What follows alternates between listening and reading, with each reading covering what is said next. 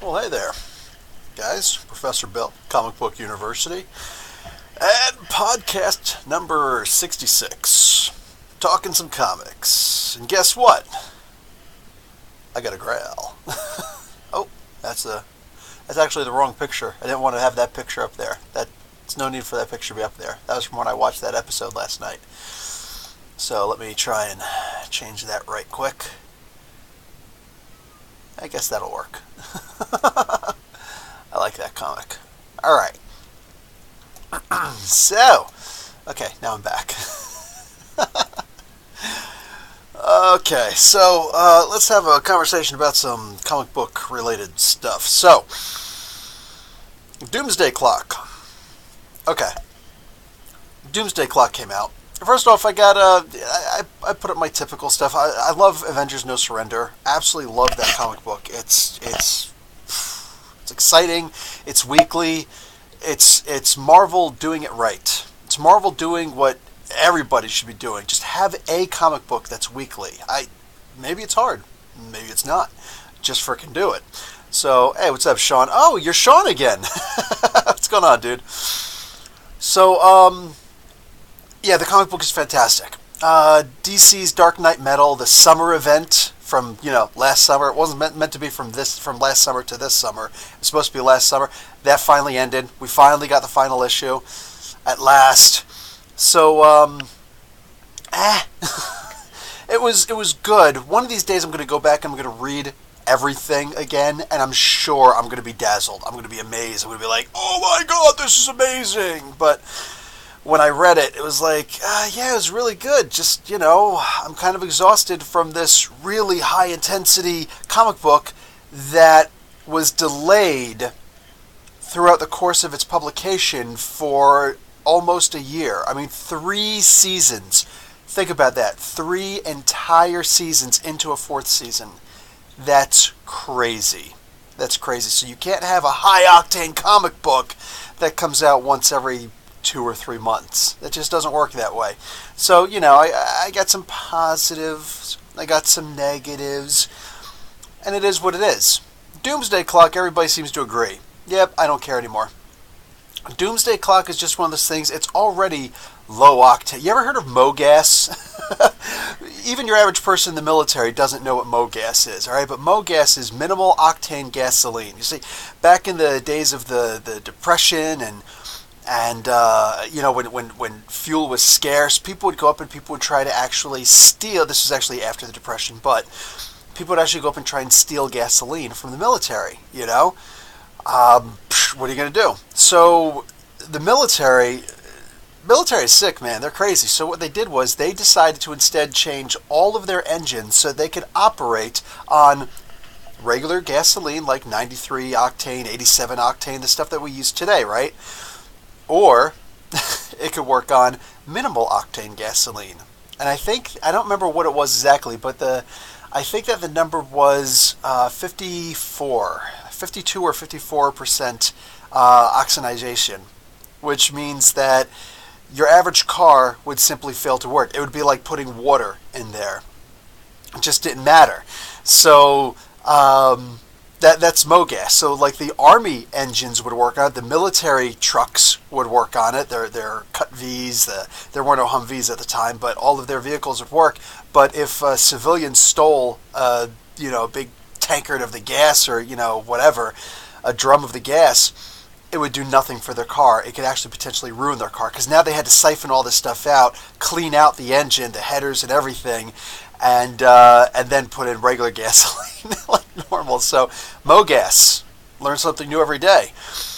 So that's kind of what DC's Doomsday Clock is. All right, I didn't really bash the comic book and just like, yeah, it's a really cool origin story, but it is whatever. It is what it is. It's already MoGas to begin with. It's already low intensity, and then for it to be once every 2 months, nobody's excited over this, it seems. And I can't blame anybody for that. It is what it is, man. So they need to, like Doomsday Clock has just been failed since the beginning, dude. Like, a lot of promotion to get us excited for it, but don't get us excited for something that you're not going to be excited about giving to us. Do you remember the old tweet and delete that they did? The old tweet and delete. They put out this one thing. This was back in what? Sometime over the summer, July or something. But they put out, hey, while you're waiting for the real doomsday clock, why don't you busy yourself with this? It was something to that effect. And they put hashtag, I had to put it down, like hashtag real doomsday clock. If you remember, that was back during the time when Trump and Kim Jong-il were having their conversations way back when. I've got a button on my desk, and it is big and it is beautiful. Yeah, well, I've got a bigger button, and it's always close by. So, like, just, come, are you kidding me right now? Like, really? So they made that, and then people were actually offended by it. I don't know why they were offended by it. I don't see the purpose of it, whatever. It was Trump being stupid, it was Kim Jong-il being stupid, but I don't think it's anything to be offended over. Either way, DC was like, we hope we didn't offend anybody with that. What are you kidding me right now? So, yeah, Doomsday Clock, man. Go figure. Fantastic Four.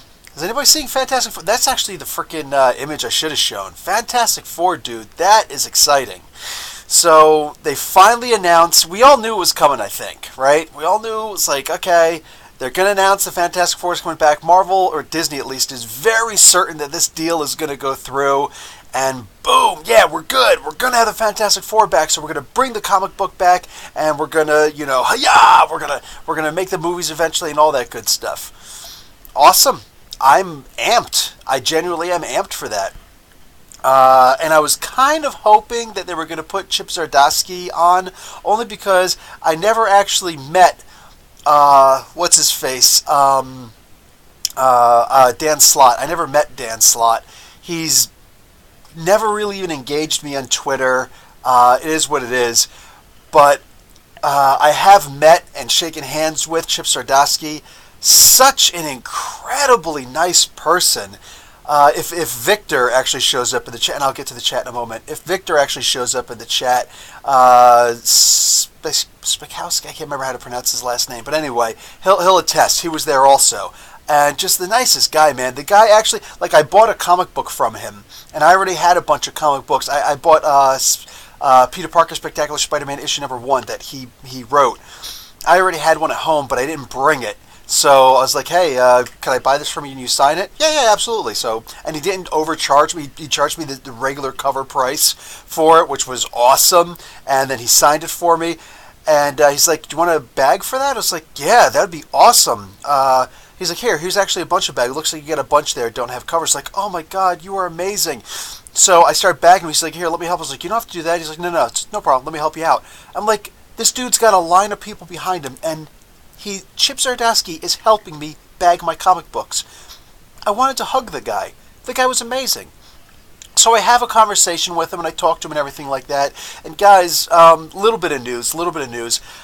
I'm actually starting to work on my website. So pretty soon, like, I feel like Comic Book University just isn't legitimate enough right now because there is no actual website right now. So, like, if I go up to somebody, it's like, hey, do you mind if I interview you, sir? Be like, oh, yeah, what are you with? I was like, I've got a YouTube channel. As opposed to, oh, yeah, Comic Book University? Yeah, we're on the web, all that good stuff, like, the website. Say, that's cool. But if I were to say, I'm just this guy with a YouTube channel, it doesn't sound legit. And it's like, oh, yeah, sure. I would love to be able to do so I'm really down for doing this. Anyway, but I'm still interviewing people. I'm just telling you, what these guys told me. Anyway, Chip Zdarsky told me how he loves the Fantastic Four. It's his main thing. I was like, if you could only write one comic book, that's it, done, only one, for any company, what would it be? He said Fantastic Four. I think that sometimes the guys today who are like, around 20 years old or younger, and they just don't know, they haven't had that much exposure to Fantastic Four. Fantastic Four wasn't really cool in their lifetime, what I'm saying? Not really cool. I don't think that you guys get, how big of a deal that is.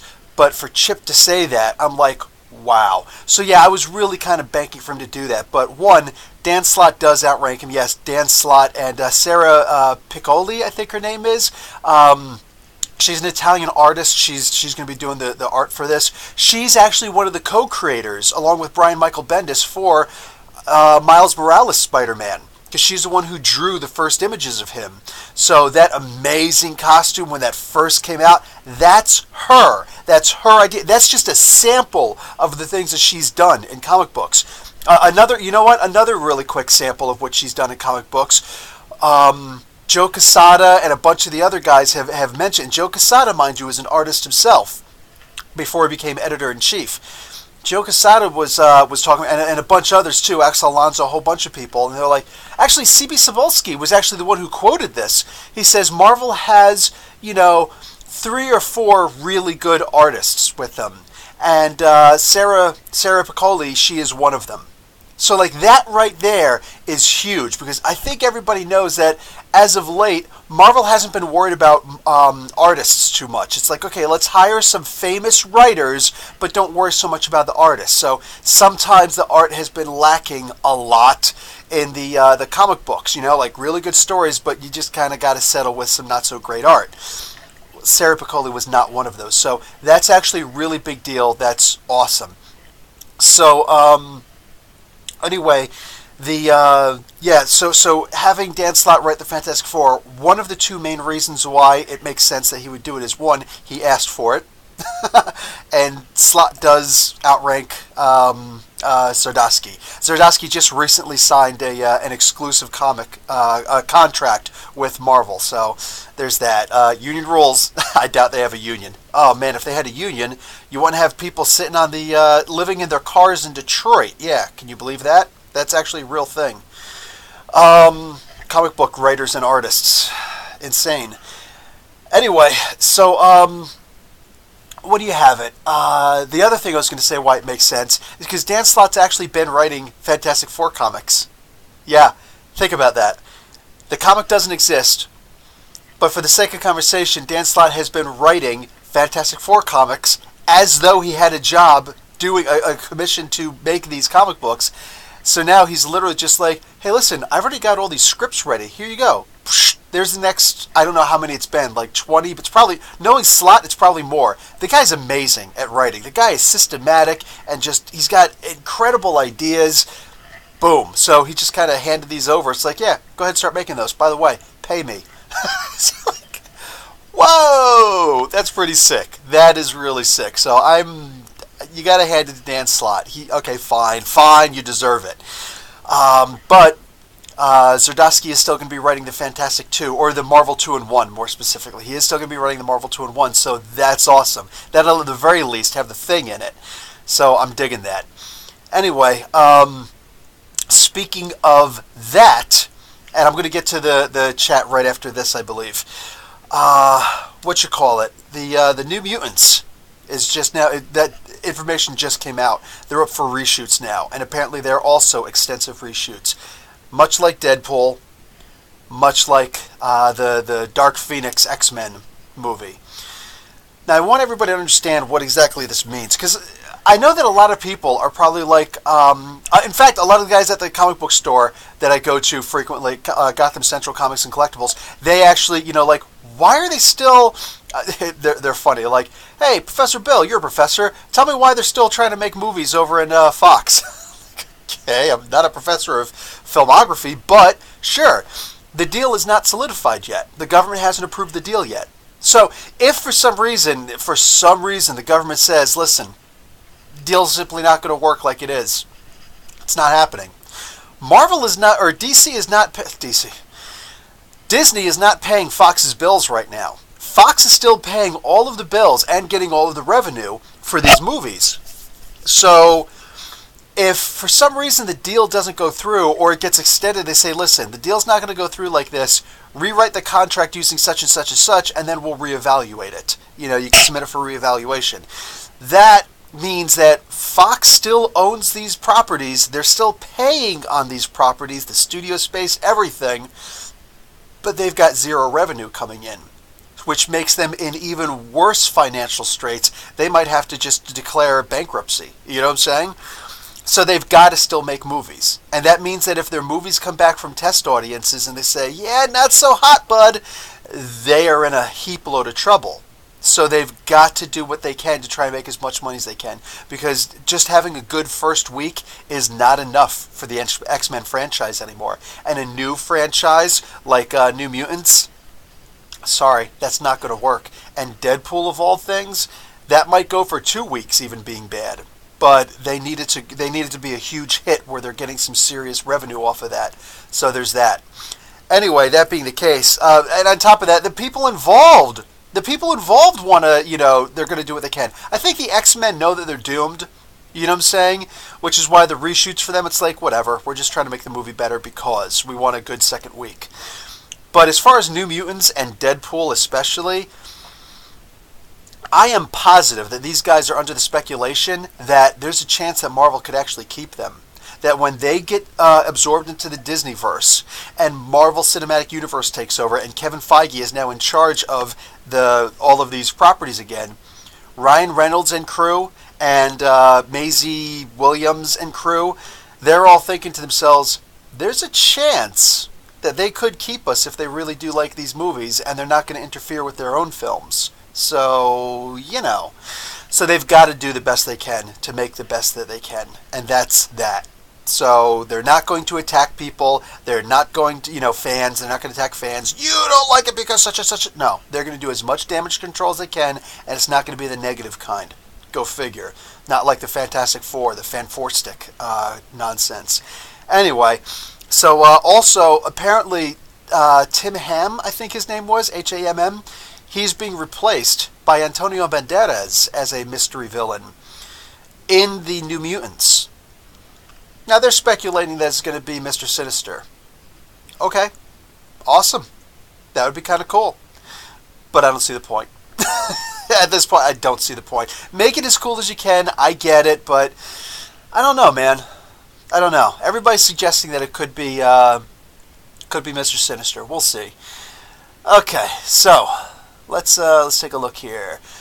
Sean, let's talk about the death of the Inhumans and Fantastic Four back by Dan. Okay, just did the second part. As far as the death of the Inhumans, I know that's something that's getting to you. Because I talk to you a lot on Twitter. But, what do you call it? I don't know, man. I think that just having it called death of the Inhumans, I don't think they're really going to kill them.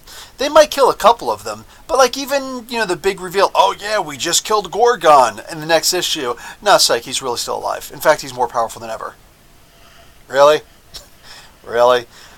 It might help to kill them, honestly. I don't know, but personally, I'm of the opinion, hire somebody cool to write a Triton comic book. I'm available.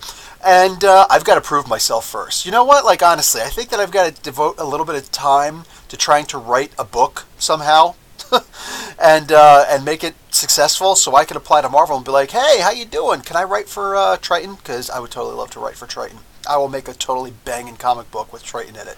Just saying. And you guys should start working hard also because I'm going to need an artist, right?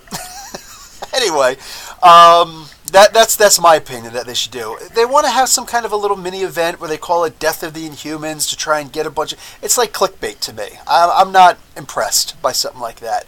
I will be impressed. Like, the marketing is never going to impress me for the Inhumans. The Inhumans have...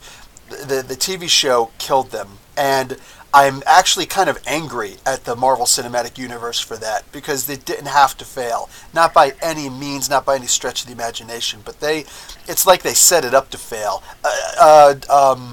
What do they call? The IMAX people. They should be like, dude, we will never work with Marvel again. They wasted our cameras, they wasted our money. And I agree, they did. They gave them 20 IMAX cameras to shoot, and that's the garbage that they gave them. I'm mad for IMAX. So, yeah, there's that. Anyway, I will be impressed when I actually see because I'm going to read the comic book. You know what I'm saying? I'm an Inhumans fan. I am going to read the heck out of that comic book. But no amount of marketing is going to... They could do a trailer for it, and I would probably still be mad. And I don't know how they're going to even do the trailer, because I really doubt that, what do you call it, the two actors, I can't remember their names right now, Surrender Swan and the guy who played Black Bolt, I doubt that they would even be willing to come back and do the trailer for that. You know what I'm saying? Because, like, what have you, just did a, oh, shoot, yeah, I didn't even put that out yet, did I? I don't feel like pulling it out. No, I should. Power Rangers, issue number 25. Come on, here's all the comic books that I just got this week. So, where is Power Rangers issue number 25? It's in here somewhere. Boom. Want to show you because the review comes out tomorrow. Here it is. This issue, Power Rangers issue number 25. The review should come out. Oh no, the review comes out on Monday. Sorry. Yeah. Anyway, really good comic. I'm giving it a great review because I actually already filmed them last night. I just have to edit them and put them up. But it was really good. It's just, like they did a trailer for it, which amazed me. And Marvel should definitely take note and consider doing trailers for some of these, for some comic books once in a while, because I don't think it should cost that much money. And they just put it out on YouTube. Enough people are going to see it, and people like me and other comic book channels, soon to be comic book websites, will definitely pick that up, dude. Definitely pick that up. Oh, also, anybody, Sean S.h.i.e.l.d., I'm looking at you. If you guys want to start writing a couple articles for Comic Book University, I can't pay you. I can't pay myself. But once I actually start getting advertisers and things like that on the channel, I'm just saying that will absolutely turn over into revenue, which you will get paid. So, just saying, anybody who wants to, and I don't know, work on your writing skills, while you're doing it, it definitely resume worthy at the very least. But yeah. Wow, I'm like really looking forward to doing a website finally.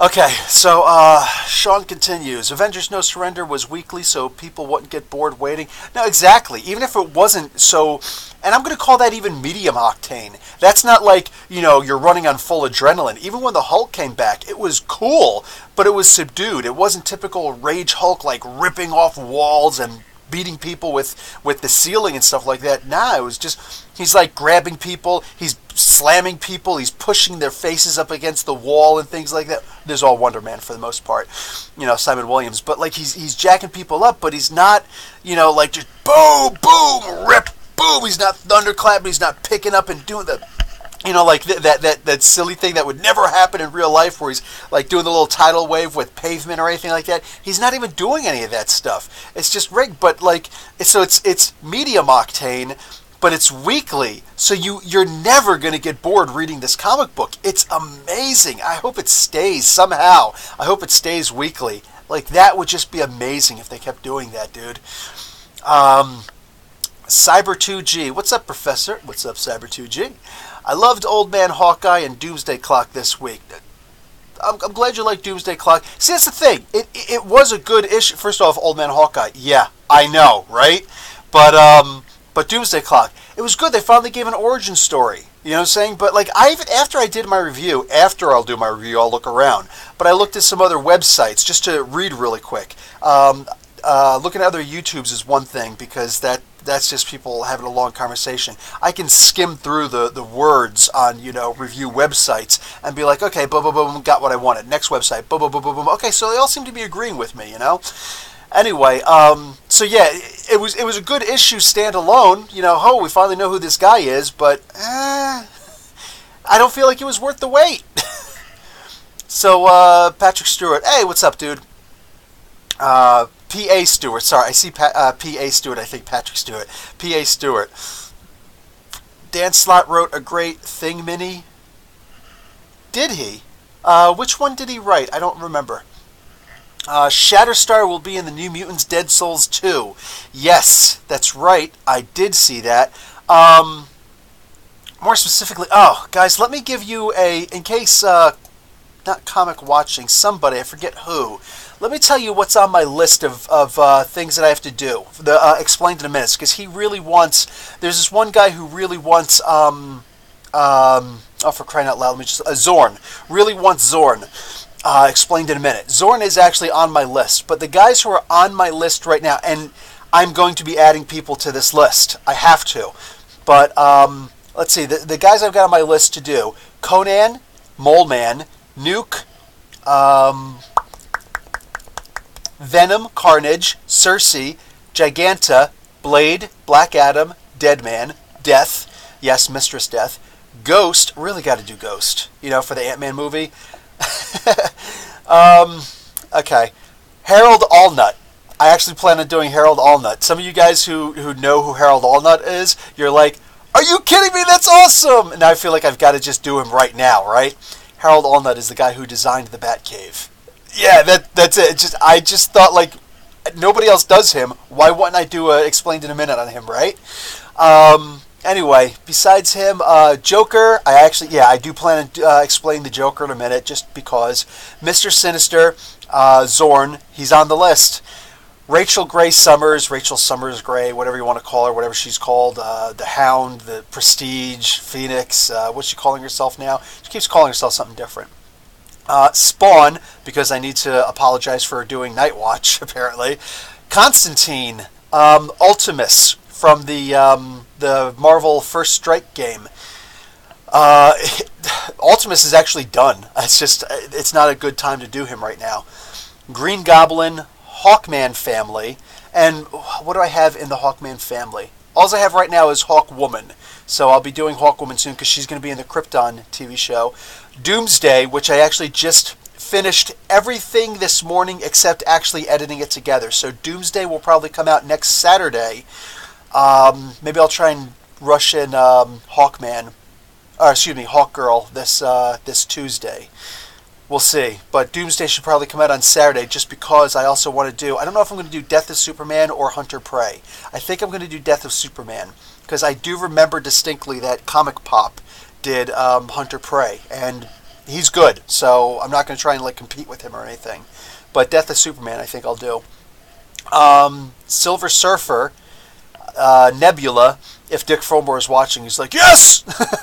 I'm going to be doing Jean DeWolf and Sin Eater. And obviously those are going to wind up being an Explained in a Minute right there. And also I've got Aquaman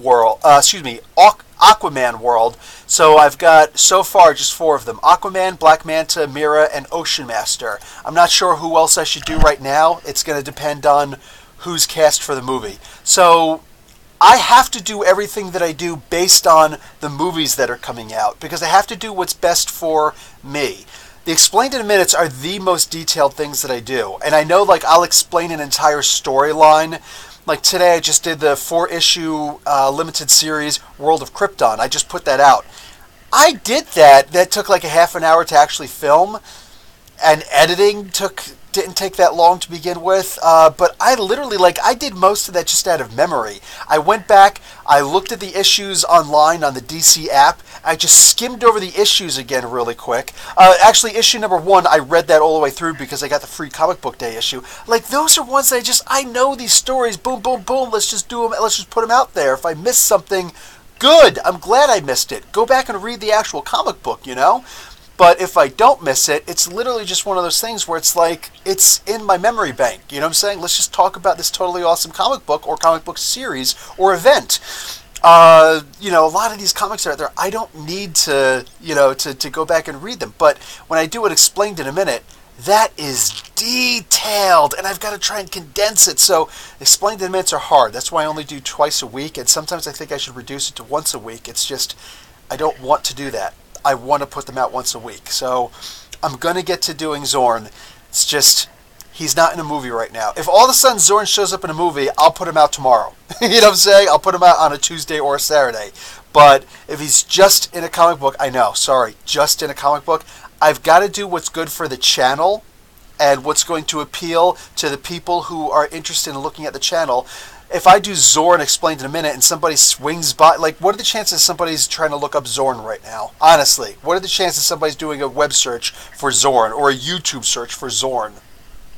So, I like Zorn also. He's got a very awesome history. Back when he was actually Magneto and then it turns out there's really a Zorn and all that stuff. That's awesome. Now, if only they'd put him in a movie or something like that, boom! Dude, I'm absolutely doing him, but... People who are casual comics fans or not at all, who just simply see the movies, are more likely to be looking at the channel or looking for people like that. So that's what I've kind of got to do. So you'll notice I'm always in line with what the movies are putting out. And I'm doing the fringe characters, and Zorn definitely fits into fringe characters. So I will do it. Just hot minute, please. But yeah, so Sean, you can see Shatterstar is actually on that list because you saw him in the background of the... the Deadpool movie, you know? And even if he has a minuscule to nothing role, he's in a movie. That right away puts him to the front of the list. You know what I'm saying? Cyber2G, Professor, are you going to be getting Brian Michael Bendis' Man of Steel? I'm going to be getting everything. Like, apparently Brian Michael Bendis is getting everything Superman related. So, yeah. It ties in with Action Comics 1000. Awesome. And I'm really pumped for both. Yeah, I am also. Bendis is a beast. They're putting out giant-sized two-page spreads of, you know what? I know that there's some people, like I think Dick Fillmore still isn't watching or still isn't reading comic books right now. Let me see if I can find one of my DC comics that I bought this week. Okay, here's Metal. So, oh, careful now.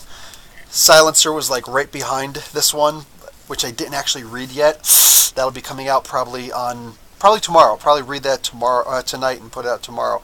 Anyway, they got the... oh, wait. Actually, this was a bad comic to pull out. I don't think they're actually putting advertisements in this one.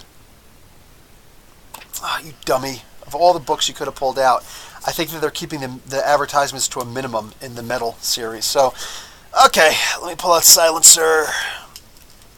Nope. Instead, I wound up picking up Doomsday Clock instead. Anyway, you get the gist. So, they've got these freaking... and it's like right up in the front, if I remember. Come on, man.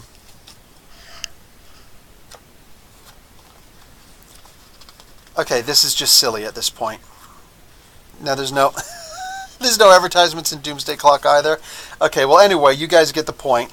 I hope. There are full-page spread ads in the freaking DC Comics right now for Bendis is coming to DC. Where did that one go? Is this? No.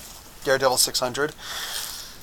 I'm kind of bothered that Charles Soule is on vacation or whatever it is that he's doing right now, because it's like, dude, how could you be on vacation when Daredevil 600 just came out and it's a totally awesome thing? You should be answering your Twitter and saying, thank you for the high praises, my peeps.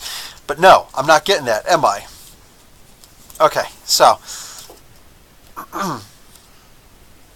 here we go.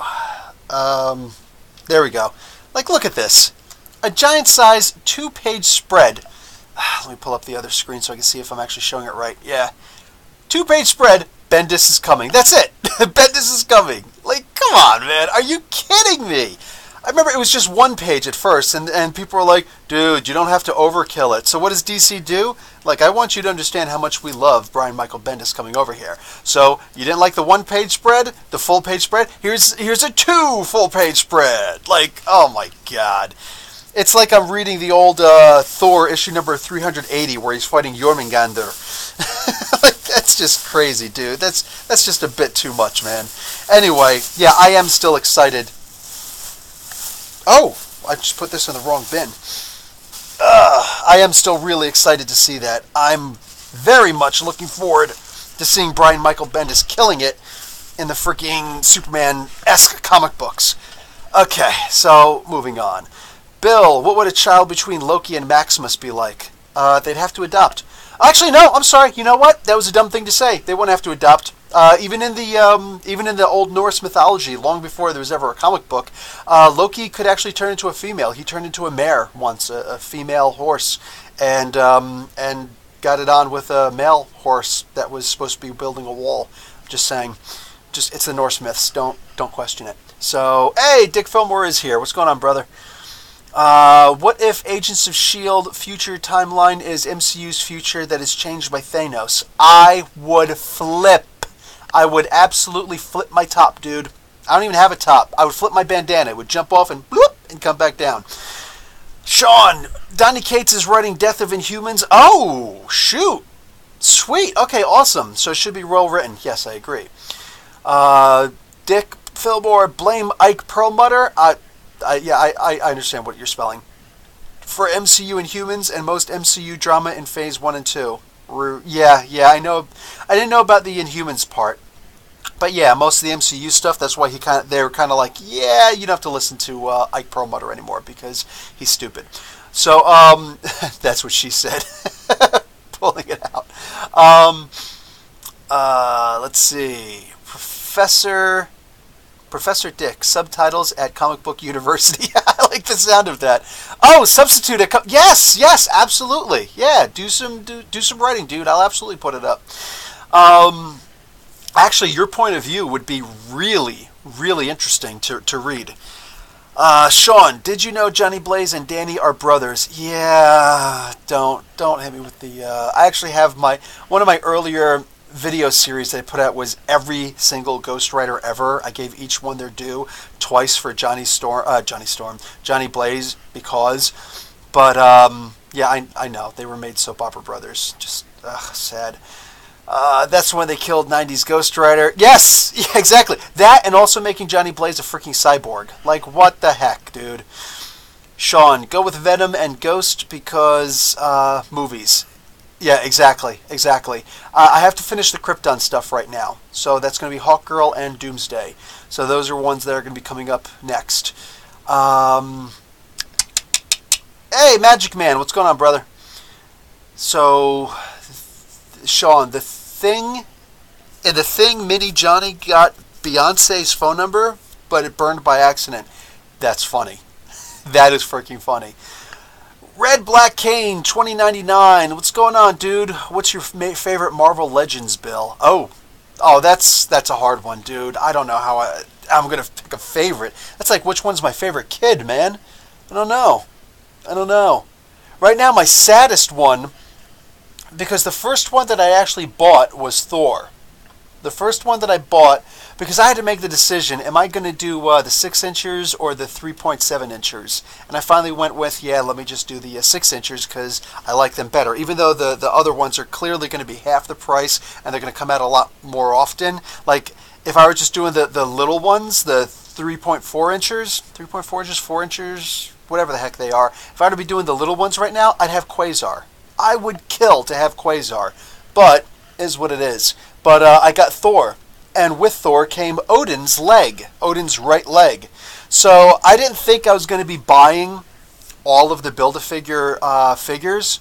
So when I moved over to Saudi Arabia for the second time for work, I brought my Thor with me and a couple other things, Thor, Captain America, and my Optimus Prime. I brought those 3 with me just so I wouldn't be bored. And, what do you call it? I left the Thor leg behind. And then my wife wound up moving from one apartment to the next, which it was a mighty task indeed, but I'm impressed that she was able to do that by herself. Dragging, 2 kids along with her. Anyway, I wound up losing the Odin leg, and then when I came back, I wound up getting deals on almost all of the rest of the figures, and so I got all of the Build-A-Figure things, but I don't have the Thor leg the Odin leg that goes with Thor. So that's probably my biggest gripe right now is that I didn't get the Scarlet Witch either, so I don't have the alternate head and cape and all that stuff for and the spear for Odin. But that is the Scarlet Witch that I'd actually want. So, I don't know, it's hard to really say. Plus, I wound up getting this Doctor Strange and settling for it instead of the one in the recent pack where he's actually got the long flowing robes. I'd rather have had that also. I don't know. Marvel Legends kind of pisses me off sometimes, but it is what it is. Did we talk about Fantastic Four? Yes, right in the beginning. Let's see, have you read Moon Girl? I have not read Moon Girl yet, but I can assure you it must be read. It will absolutely be read.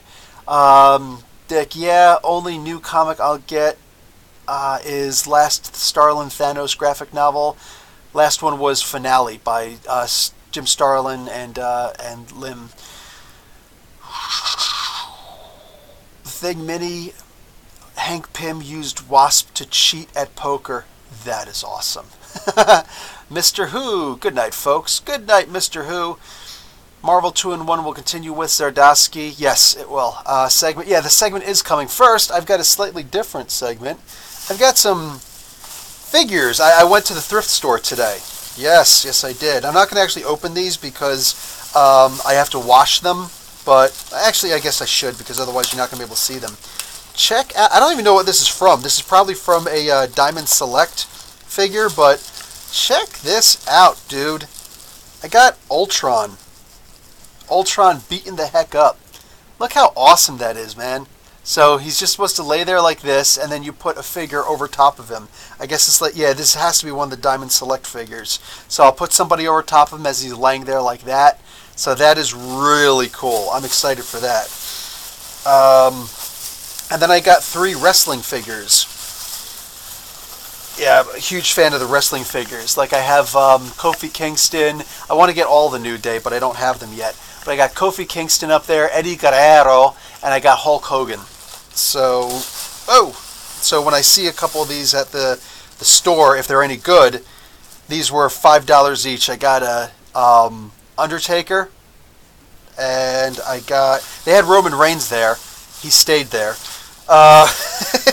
They had John Cena too. I was thinking about it, but I got this. Oh, this is also $5. Open up, darn it. And I gotta wash these with soap because like somebody might smoke in that house and I'm just not a fan. But I got a cane, dude. Look how awesome that is. Big red machine. I wish he had the old mask on instead, but this one works. This one absolutely works. And then the last one I got, those other 2 were $5 each. I got some comics too, and I'm going to show you that. But this one was not $5. This one was $1.99. And his waist is backwards. That's too funny. Oops, nope, there we go. It's actually Brock Lesnar. How cool is that? I got a freaking Brock Lesnar. So that is awesome. He's got the tats and everything. I am digging that. I couldn't believe it. Like $1.99. They clearly did not know who this guy was. Now, first off, I want to remind you guys, as I'm going through some of these comics that I got. So I want you to take a look at some of these. First off, look at this. Wolverine, Volume 2, issue number 4. Mind you, that price on top, what was it, $8.99? Yeah, so $9, that's Canadian. So it's more like $8 than $9. But first appearance of Rough House and Bloodscream. That is awesome. That is awesome. Not the greatest price, but I'm very excited. And this guy honestly knew how to take care of his comic books. So I'm surprised he even gave them up, but it is what it is. I got Superman in Action Comics 684. Look at that. Oh yeah, I'm going to have to bag and board all of these.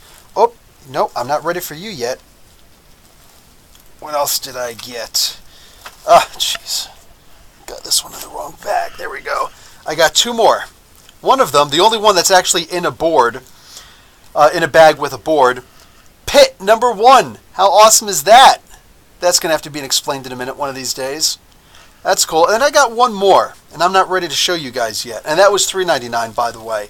The Superman in Action Comics one with Doomsday in it, that was $2.99. So I got one more. Now, first off, I want to remind you guys that a couple weeks ago I went to this exact same thrift store, and the knuckleheads there had Incredible Hulk number 340. I think that's the one, 340. That was the one with that totally awesome cover where Wolverine is going like this and you see the Grey Hulk's face in the claws. And they were selling it for $80 Canadian, which is like $75, $73 US. So I'm like, listen, brother, I'm looking on eBay right now. And I know a lot of people are like, oh, you don't look at eBay, but eBay is a lot more realistic than the, what do you call it? Yes, with the McFarlane art. Exactly, Dick. Excuse me. With the, blah, blah, blah, blah. Anyway, that one, it's not that expensive, especially like the condition of the comic book. It shouldn't have been that expensive. Like $80 for that, that's ridiculous. It's like, brother, work with me, all right? It's like, no, the guys in the back, they're like experts at this and blah, blah. It's like, dude, no, they're not. Look, let me check this out. And I look on eBay really quick. And I know, Overstreet, price and all that stuff. All that stuff was always a scam. So you can't look at that. eBay is a lot more realistic because, yes, you're going to have the price gougers, but you're also going to have the people who you can look and see the ones that are, if you actually look at it, you can see the ones that are selling and the ones that are not. Look at the ones that do have a lot of bids and what the bids are at so you can see what people are willing to pay for something. That is a much better, I know a lot of people like eBay, but no. eBay is the hands down best way to determine the value of a book because it all goes based on how much people are willing to pay for it. So therefore, how much are you going to expect to have to pay for it? And of course, if somebody shows up in a movie, all of a sudden the price is going to, increase a lot. That's not going to happen with the static prices in Overstreet Buyer's Guide. You know what I'm saying? But eBay, that's practically real time. You know what I'm saying? It's almost exactly real time. People are like, oh, this guy's just showed up in Jessica Jones. Oh, let me go back there and jack up the price, for the first appearance that I've got, on eBay right now. It's a lot more realistic. So he actually had the audacity to try and sell this for me for $80 and tell me that I didn't know what I was talking. He didn't say I didn't know what he's talking about, but he's insinuating it. And it's like, dude, I'm looking at eBay right now, and there's 2 of these in much better condition than this one that you've got. That's not even in a bag. God forbid it has a board that you're just leaning up. 2 of them for this price. 2 of them for $40 US, and you're going to tell me you're going to try and sell this thing for $80? It's not going to happen, and I'm bothered right now because I'm willing to pay you $25 for this comic book right now. That's more than this comic book is worth, but I'm willing to pay you that right now, cash. Just give me the darn comic book because you're not going to sell it for $80. I really doubt some fool is going to come in and buy it for $80. So, is what it is. So now, here's what I got. Oh yes. So when I put down on my page, I got a Grail. This is what you call, in case you're not familiar, this is called a Grail comic book. This is a comic book that I have wanted for the longest time. And I used to have it back in 2011 when I lost all of my comic books in that storage debacle.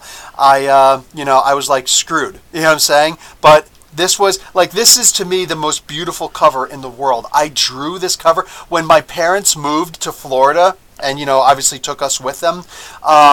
We moved to Florida and I drew this picture on a big board and everything, and it was gorgeous, and I hung it up, and this was just, and this comic book's important. It leads to him getting his own solo series and everything. This is an important comic book in many different regards, and it was drawn by Mark Silvestri. And Dan Green helped out. This is back in the day when the guys who did the cover would also do the inside art. So the inside comic looks just as good as the outside of the comic book. This is a Grail. Like the Holy Grail. You're searching high and low and you finally find it. Yeah, this is called a Grail comic. For me at least, and for most people. And I'm not showing you the price. X-Men number 251. You want to see the price? $4.99. So these morons who tried to tell me that issue 340 of the Hulk in horrible condition was actually worth $80, and I know they didn't sell it for that. I got a real, there's a little bit of cracking on the binding, on the spine for this guy, but $4.99? Nah, dude, I'd have paid $40 for this. Me personally, I'd have paid $40 for this. And you know that in better condition, this would be a lot more.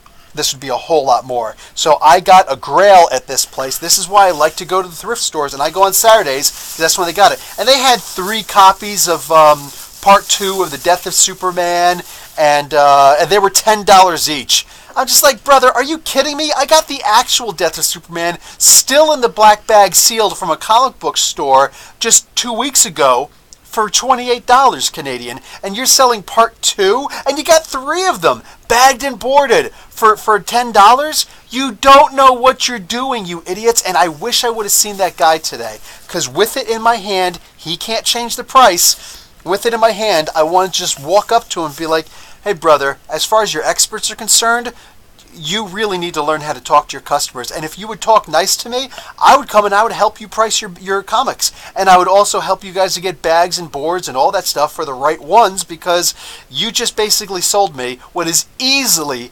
a $40 comic for $5. I'll see you in the checkout, brother. I would have loved to throw that in his face. And next time I see him, I probably am going to throw that in his face, because that bugged me. That bugged me when people try and act like they know what they're talking about. No, you're a stupid retail clerk, and I don't have a problem with retail clerks, you know what I'm saying? But you're stupid or you're not, you know what I'm saying? And this guy, he's just some stupid guy who works in a thrift store. He doesn't know comics. The guys in the back don't know comics. They would have treated them better if that were the case. So whatever, man, whatever. In the meantime, I got a Grail because they're dumb. So, good for me. Anyway, Okay, so let's get to the segment of all segments. What ruined comics in the 90s? Red Black Cane asks. Clone Saga or Death of Superman? The Clone Saga. But more than just the Clone Saga. It's a whole lot more than just that. That's actually a really, really good question. It was a whole lot more than that. What ruined comics in the 90s was Marvel, period. It's funny. The very first variant cover was in Man of Steel issue number 1. All right, the Death of Superman was, the first appearance of Doomsday was issue number 17. 18 is the full appearance, but 17 was the cameo appearance. So issue number 1, that was the first appearance, the first appearance of a variant cover. So imagine that, 2 different covers for one comic book. What? Marvel looked at that and like, hey, that's sold. Let's go and make 4 of the same one and make them all connect in X-Men number 1. X-Men number 1, the most oversold comic book ever. All right, Death of Superman, yes, it caused a lot of people to go out and buy the comic book and blah, blah, blah, and stuff like that. Yeah, but Marvel's the one that turned around like, okay, so people are going to buy things like that. Okay, let's start killing our people too and doing things also. And just let's just get a whole bunch of whatever and things like that. And just, it wasn't. Marvel's the type that, like, just so you know, if you don't know, the Clone Saga was actually really good when it was supposed to end. You know what I'm saying? The problem is, Marvel's like, hey, people are really liking this clone thing, and this storyline can go on forever. And we can make a whole bunch of new characters off it. You already got Ben Reilly and Kane and cool. Let's see how many cool characters, how many other versions of Peter Parker we can make. Because, let's be realistic, Spider-Man sells better than anything else we've got. So what did they do? They decided to just attack and be like, no, make the Clone Saga go on longer. Dude's like, I don't want to make it go on longer. Make it go on longer or we'll hire somebody who will. Okay, fine, I'll do it. Whatever. So, that's how you got the Clone Saga. Everything about Marvel is about more. Hey, that works. Throw bodies at it. It's not cool, man. So, what caused the big comic book crash back in the 90s? Marvel. And their guerrilla marketing tactics, their guerrilla everything tactics. That's what caused the crash of the comic book industry. They ruined it.